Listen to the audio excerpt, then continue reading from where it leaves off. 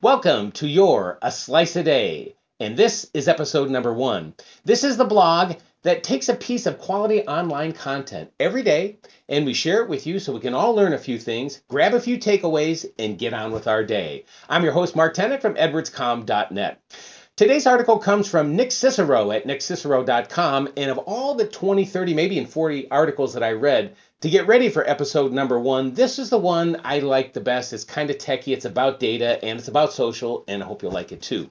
The name of the article is called Reimagining Social Listening for the Rest of Us. Now, it's an article that talks about the amount of data that's available for brands to analyze, and the trick is how businesses can better understand their customers when they're not talking to them. And there's tons of data moving through social channels every single minute of every single day. You know that. And using listening tools and gathering data from customers when they're not talking to them, that is the future of decision making. And a lot of businesses are not even attempting to listen because they just seem like it's just too huge of a task.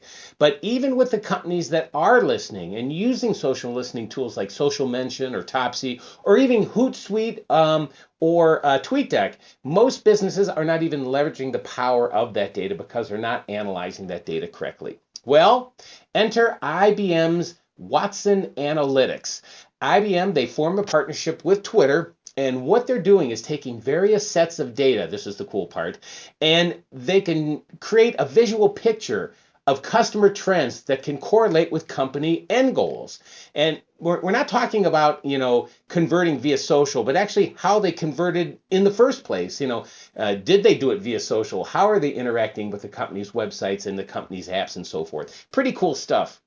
And pretty soon, it's not just the social team that'll be doing the listening. Listening will be spread across all departments because companies are going to want to understand at all levels how everybody in a company can better understand their customers' needs. And I said, pretty cool stuff, and it's a really good article too. So check out in the show notes the link to Nick's article and his other writings as well. Pretty good stuff. So have a couple of takeaways.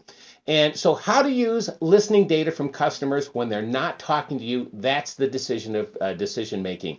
Most companies simply aren't listening because it's such a daunting task. But of the ones that are, most analysts say that they spend 80% of their time collecting that data, but only 20% of their time actually analyzing that. That's kind of a bit troubling.